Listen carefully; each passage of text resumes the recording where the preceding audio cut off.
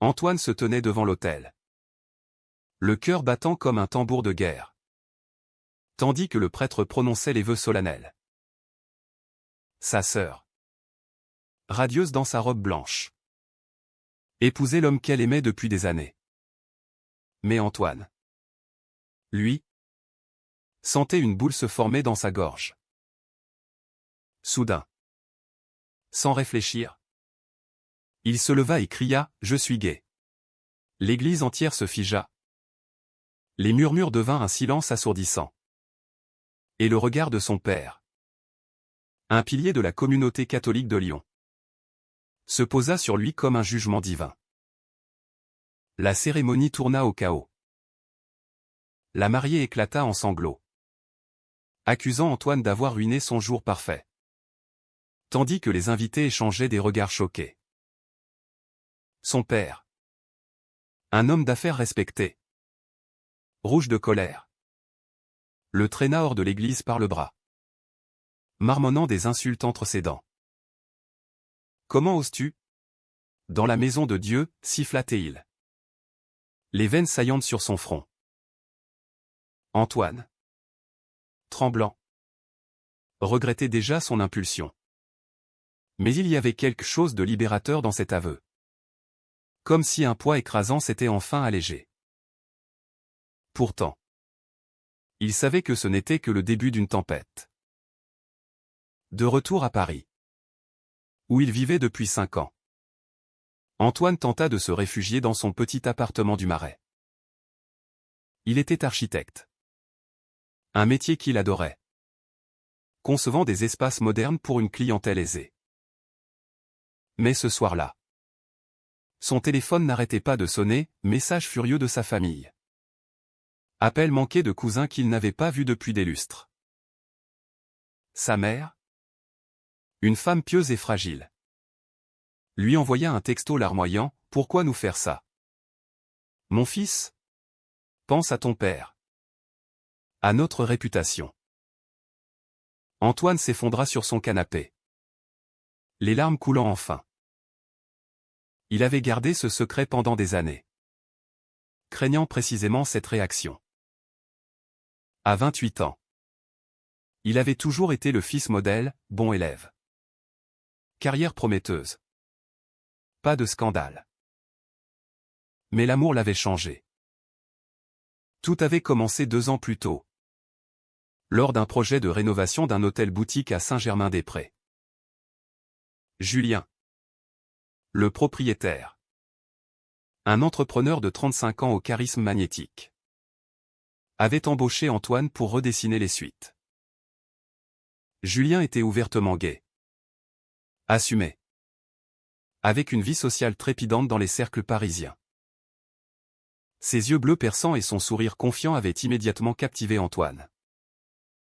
Au fil des réunions, leurs discussions déviaient des plans architecturaux vers des sujets plus personnels. Julien parlait de ses voyages, de ses combats pour l'égalité. Tandis qu'Antoine, timide, évoquait ses rêves refoulés. Une soir, après un dîner arrosé, Julien l'avait embrassé sous les lumières du Pont-Neuf. Antoine avait paniqué. Mais il n'avait pas reculé. Depuis, leur relation s'était approfondie en secret. Julien, issu d'une famille libérale de Bordeaux, ne comprenait pas pourquoi Antoine cachait tout. La France a changé. Antoine. Le mariage pour tous est loi depuis des années. Pourquoi te torturer ? Disait-il souvent, caressant tendrement ses cheveux bruns.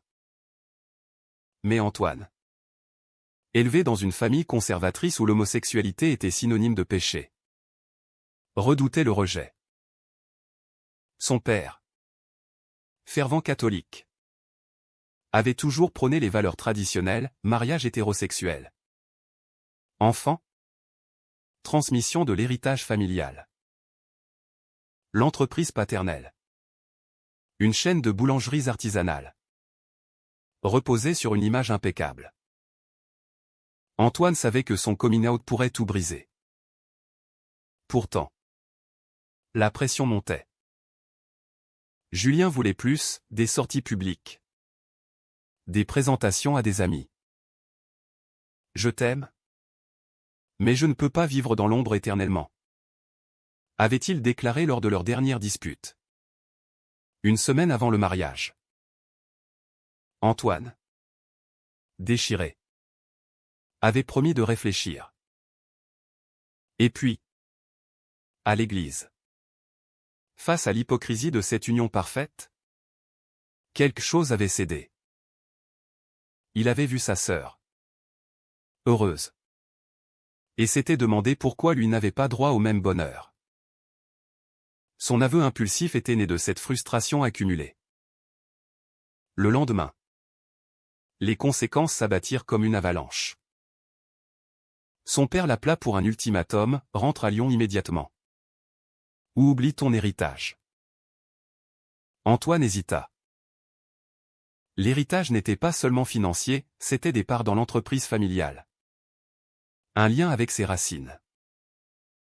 Mais Julien, apprenant la nouvelle, le serra dans ses bras, tu as été courageux. On affrontera ça ensemble. Antoine se sentait soutenu. Mais le doute rongeait son esprit. Était-ce vraiment le bon moment? Avait-il détruit sa famille pour rien? Les jours suivants furent un tourbillon d'émotions. Antoine prit un congé. Errant dans les rues de Paris.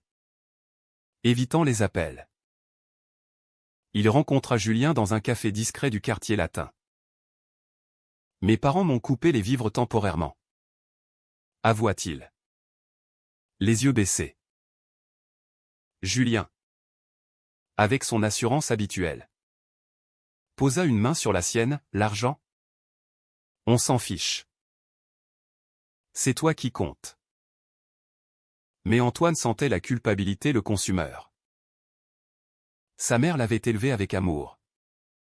Et maintenant, elle pleurait à cause de lui.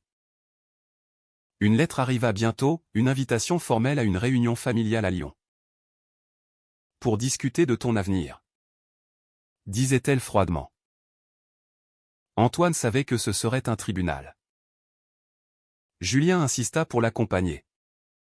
Mais Antoine refusa, c'est mon combat. En montant dans le TGV, il se demanda s'il allait tout perdre. Le paysage défilait, reflétant son tumulte intérieur. À Lyon, la maison familiale. Une belle demeure bourgeoise. L'accueillait avec une atmosphère glaciale. Son père l'attendait dans le salon, entouré de sa mère et de sa sœur. Encore blessé par le scandale au mariage. Explique-toi, ordonna son père. Les bras croisés. Antoine, la voix tremblante, raconta tout, sa rencontre avec Julien. Ses sentiments refoulés.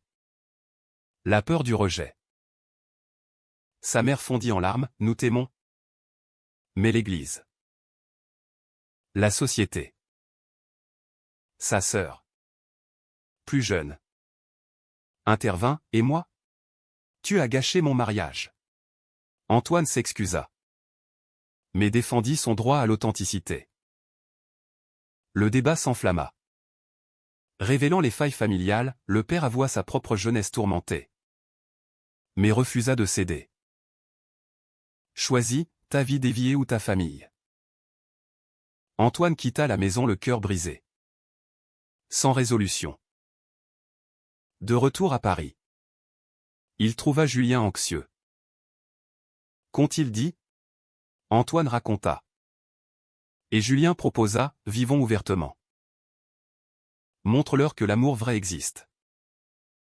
Mais Antoine hésitait, craignant les retombées sociales. Son cabinet d'architecture recevait déjà des appels suspicieux de clients conservateurs. La pression montait. Et une décision s'imposait. Antoine reprit le travail avec appréhension. Mais les murmures dans les couloirs de son agence confirmèrent ses craintes. Un collègue, ami de longue date, L'évita ostensiblement. Tandis qu'un client important annula un rendez-vous sans explication. C'est à cause de moi, pensa-t-il, fixant son écran. Julien, sentant son malaise, l'invita à une soirée chez des amis gays influents de Paris. Ça te fera du bien de voir que tu n'es pas seul, insista-t-il. Antoine accepta, espérant trouver du réconfort. La soirée fut un mélange de rires et de discussions profondes. Des couples comme partageaient leurs histoires, comme in out réussi. Mariage célébré. Julien rayonnait, présentant Antoine comme son partenaire. Pour la première fois, Antoine se sentit accepté sans jugement. Mais au milieu de la joie, un doute persista. En rentrant, il confia à Julien, « Et si ma famille ne me pardonne jamais ?» Julien, serrant sa main, répondit, « L'amour inconditionnel n'existe pas toujours. Parfois, il faut choisir son propre bonheur. » Pourtant, la famille d'Antoine ne lâchait pas. Sa mère l'appela en pleurs, « Ton père est malade à cause de ça. Reviens. » Nie tout, et on oublie. Antoine, déchiré, envisagea de céder.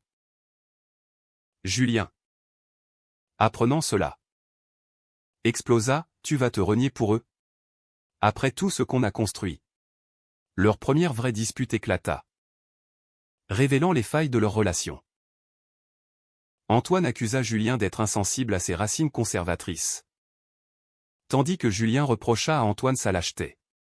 « Je t'aime, mais je ne peux pas attendre éternellement que tu assumes. » Antoine partit en claquant la porte, errant seul dans la nuit parisienne. Le lendemain, un choc supplémentaire, son père débarqua à Paris sans prévenir. « On parle. Homme à homme. » déclara-t-il, l'entraînant dans un café. Là, il révéla un secret familial, un oncle gay, exilé il y a des décennies pour éviter le scandale. « Je ne veux pas que tu finisses comme lui. Seul et oublié. » Antoine, ému, vit la peur derrière la colère de son père. Mais il défendit son amour pour Julien, « C'est réel? Papa. Pas une déviance. » Le père, rigide, posa un ultimatum, « Épouse une femme. Assure la lignée. Ou perds tout. J'ai déjà contacté une avocate pour te déshériter. » Antoine quitta la table, le cœur en miettes. Rentré chez lui, il trouva Julien en train de faire ses valises. « Je pars chez un ami. J'ai besoin d'espace. » dit-il, les yeux rougis. Antoine paniqua, « Ne me quitte pas. » Mais Julien, blessé, répliqua, « Tu me fais déjà du mal en hésitant. Décide-toi. » Seul dans l'appartement vide, Antoine s'effondra. Il réalisa que ses choix affectaient non seulement lui, mais l'homme qu'il aimait. La nuit fut interminable, remplie de souvenirs, leur premier rire, leur promenade le long de la Seine, leur rêve d'avenir. Le surlendemain, Antoine prit une décision radicale. Il contacta un journaliste ami pour une interview publique sur son coming out. « Je veux montrer que l'amour n'a pas de genre, » déclara-t-il. L'article parut en ligne, déclenchant une vague de réactions, soutien de la communauté LGBT, mais aussi haine des trolls conservateurs. Sa famille explosa, sa sœur le bloqua sur les réseaux. Sa mère envoya un message dévastateur, « Tu nous as tués. » Julien, lisant l'article, revint en courant. « Tu l'as fait » s'exclama-t-il. l'embrassant passionnément. Leur réconciliation fut intense. Mais Antoine savait que le prix était élevé. Cependant, les retombées professionnelles s'aggravèrent. Un gros contrat fut annulé, prétextant des divergences éthiques. Antoine, stressé, commença à douter de sa carrière. Julien, entrepreneur prospère, proposa de l'aider financièrement. Mais Antoine refusa, « Je ne veux pas être dépendant. » Leur relation, autrefois idyllique, se tendait sous la pression. Des amis communs murmuraient que Julien, habitué à la liberté, pourrait craquer. Puis vint le coup de grâce, le père d'Antoine, furieux de l'interview, intentait une action en justice pour diffamation, alléguant que l'aveu public salissait la réputation familiale. Antoine, choqué, engagea un avocat. Les audiences préliminaires révélèrent des tensions plus profondes, le père avoua sa propre homophobie internalisée, issue d'une éducation stricte. Antoine, face à lui au tribunal, plaida pour la compréhension, l'amour n'est pas un choix. Papa. Mais le père, inflexible, poursuivit. Julien soutint Antoine durant ce calvaire. Mais la fatigue se lisait sur son visage. Combien de temps encore, demanda-t-il un soir. Antoine, épuisé. Promis, bientôt. On sera libre. Pourtant, intérieurement, il se demandait si le jeu en valait la chandelle. La société française, progressiste en surface, cachait encore des poches de conservatisme. Surtout dans les milieux familiaux. Antoine perdait du poids. Dormait mal. Hanté par des cauchemars de rejet. Finalement, un compromis fut trouvé, le père retira la plainte en échange d'une discrétion publique. Antoine accepta à contre-cœur, sentant une trahison envers lui-même. Julien, déçu, murmura, « Tu recules encore. » Leur couple vacillait. Et Antoine réalisait que chaque décision avait un coût irrémédiable. Les mois suivants furent une épreuve de résilience.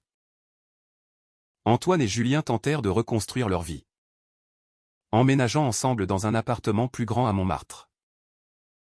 Julien, avec son optimisme, organisait des dîners avec des amis solidaires. Mais Antoine luttait contre une dépression larvée. Les appels de sa mère, sporadiques, étaient teintés de regrets, « Je prie pour toi, mon fils. » Mais son père maintenait le silence. Et l'héritage était gelé. Antoine, pour survivre financièrement, accepta des projets mineurs, loin de ses ambitions. Un jour, une opportunité surgit, un concours d'architecture pour un centre LGBT à Paris. Julien l'encouragea, « C'est fait pour toi. » Antoine hésita, craignant plus de visibilité, mais soumit un dossier. À sa surprise, il gagna. La presse en fit l'écho, célébrant son talent et son courage. Julien, fier, l'accompagna à la cérémonie de remise des prix. Pour la première fois depuis des mois, Antoine se sentit valorisé. Mais au milieu des applaudissements, un message de sa sœur arriva, « Félicitations. Mais papa est hospitalisé. Stress cardiaque. À cause de toi, la culpabilité revint en force. » Antoine rendit visite à son père à l'hôpital de Lyon. Allongé sur son lit, l'homme semblait diminuer. « Je ne m'attendais pas à te voir, » murmura-t-il. Antoine, ému, répondit, « Je t'aime. » Papa. Malgré tout. Une conversation honnête s'ensuivit, le père admit ses peurs. Influencé par l'Église et la société rurale. J'ai eu tort de te forcer. Pas d'excuse formelle. Mais un début de réconciliation. Antoine rentra à Paris avec un espoir fragile. Pourtant, Julien commençait à montrer des signes de frustration. Ses affaires prospéraient, l'emmenant en voyage fréquent. Lors d'un séjour à Berlin, il rencontra un cercle d'entrepreneurs gays. Plus libérés. À son retour, il confia, là-bas. Personne ne cache rien. Pourquoi on ne déménage pas? Antoine, attaché à Paris et à sa famille, refusa. La tension monta, culminant en une nouvelle dispute. Tu sacrifies notre couple pour eux, accusa Julien.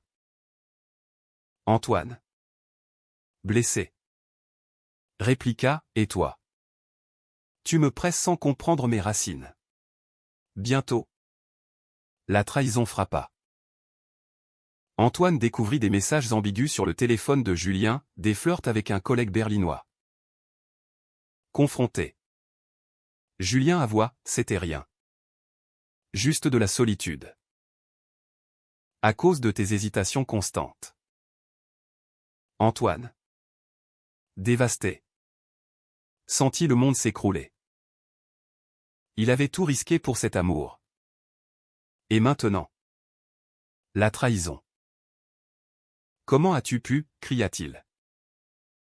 Julien, repentant, jura fidélité. Mais la confiance était brisée. Antoine partit chez un ami, réfléchissant à ses choix.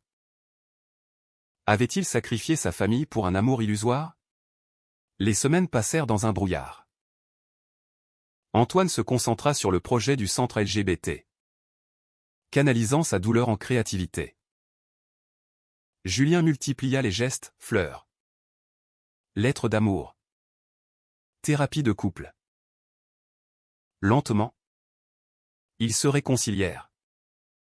Mais avec des cicatrices. On doit être honnête, dit Julien lors d'une session. Antoine acquiesça, révélant ses peurs les plus profondes, l'abandon, le rejet sociétal. Puis, un tournant inattendu, la mère d'Antoine invita Julien à Lyon pour un dîner familial. Pour essayer, dit-elle. Julien accepta. Nerveux. À table, l'atmosphère était tendue. Le père, convalescent, observa Julien avec suspicion. Mais au fil de la soirée, des anecdotes partagées, des rires timides émergèrent. Julien parla de son enfance, de ses combats, humanisant leur relation. Le père, touché, murmura, peut-être que j'ai été trop dur. Pas une acceptation totale, mais un pas. De retour à Paris, Antoine et Julien se sentirent plus forts. Pourtant, la société extérieure posait encore des défis. Des manifestations anti-LGBT à Paris rappelèrent les dangers, insultes, violences. Antoine, marchant main dans la main avec Julien, subit des regards hostiles. Est-ce que ça en vaut la peine? Se demanda-t-il. Mais Julien, serrant sa main, répondit, oui. Parce qu'on change les mentalités. Cependant, une nouvelle crise surgit, l'entreprise de Julien fit face à un boycott de clients conservateurs. Informé de sa relation. C'est à cause de ton interview, accusa-t-il amèrement. Antoine, culpabilisé, proposa de se séparer temporairement. Julien refusa, non. On affronte ensemble. Leur lien se renforça dans l'adversité. Mais le coût émotionnel était immense. Antoine consulta un thérapeute. Explorant ses conflits internes, le devoir filial versus l'amour-propre. Au fil du temps, Antoine réalisa que ses choix, bien que douloureux, l'avaient libéré. Il gagna en confiance, inspirant d'autres dans la communauté. Julien, de son côté, apprit la patience. Leur relation, forgée dans le feu, devint plus résiliente. Mais les ombres du passé persistaient, rappelant que rien n'était acquis. Le projet du centre LGBT avança, devenant un symbole pour Antoine. Lors de l'inauguration, il prononça un discours émouvant, « L'amour n'a pas de frontières. Mais il exige du courage. » Julien, à ses côtés, applaudit fièrement. La famille d'Antoine fit le déplacement, sa mère embrassa Julien. Son père serra la main d'Antoine avec un hochement de tête approbateur. Pas parfait, mais un progrès. Antoine sentit une paix intérieure naître. Pourtant, les défis persistaient. Un ancien ami, influencé par des cercles conservateurs, publia un post diffamant sur les réseaux, accusant Antoine de corrompre la société. Les commentaires haineux affluèrent, affectant sa santé mentale. Julien, protecteur, engagea un modérateur en ligne. On ne les laisse pas gagner, dit-il. Antoine, reconnaissant, réalisa combien leur couple avait évolué, de secrets passionnés à partenariats solides. Un soir, lors d'une promenade au jardin des Tuileries, Julien posa un genou à terre. « Épouse-moi. Antoine. Prouvons au monde que notre amour triomphe. » Antoine, les larmes aux yeux, accepta. La nouvelle se répandit, provoquant des réactions mixtes, félicitations de progressistes, critiques de traditionalistes. La famille réagit avec réserve, la mère envoya un cadeau. Le père un message neutre. Antoine savait que le chemin était long. Les préparatifs du mariage révélèrent de nouvelles tensions. Julien voulait une cérémonie grandiose. Antoine une intime. Craignant un nouveau scandale, ils compromisèrent, invitant famille et amis. Mais la sœur d'Antoine déclina, « Je ne peux pas cautionner ça. » Blessé, Antoine questionna ses choix. Julien le réconforta, « Elle viendra au tour. L'important, c'est nous. » Le jour du mariage arriva. Sous un ciel parisien ensoleillé. Devant l'hôtel de ville. Entourés de supporters. Ils échangèrent des vœux sincères. Antoine, regardant Julien, se rappela le prix payé, amitié perdue. Carrière chancelante. Liens familiaux fragiles. Mais en cet instant, cela valait tout. Les applaudissements résonnèrent, marquant une victoire personnelle. Après la lune de miel en Provence, la vie reprit. Antoine prospéra dans son cabinet, attirant une clientèle inclusive. Julien étendit ses affaires, défendant l'égalité. Leur histoire inspira un documentaire, amplifiant leur voix. Pourtant, des doutes subsistaient, des nuits où Antoine se réveillait, hanté par le regard de son père. Julien, de son côté, regrettait parfois sa liberté passée. Un an plus tard, un appel inattendu, le père, affaibli par l'âge, demanda à voir Antoine seul. À Lyon, il confia, « J'ai réfléchi. ton mariage. C'est ton choix. Je te rends tes parts dans l'entreprise. Antoine, stupéfait, embrassa son père. C'était une rédemption tardive, mais réelle. Rentré à Paris, il partagea la nouvelle avec Julien, qui sourit, tu vois. Le temps guérit. Mais la vie n'était pas un conte de fées. Des amis communs divorcèrent, rappelant la fragilité des relations. Antoine et Julien affrontèrent leur propre crise, désaccords sur les enfants. Pression professionnelle. Chaque fois, ils choisissaient le dialogue, payant le prix de la vulnérabilité. Antoine réalisa que l'amour vrai exigeait des sacrifices constants. Au fil des ans, leur couple devint un pilier pour d'autres, mentorat pour jeunes gays. Participation à des marches des fiertés. Antoine, regardant en arrière, mesurait le chemin parcouru, de l'aveu choc à l'acceptation. Mais les cicatrices restaient. Témoignage des batailles intérieures et sociétales. Était-il juste de tout risquer pour un amour authentique? Même si cela brise des liens familiaux irréparables?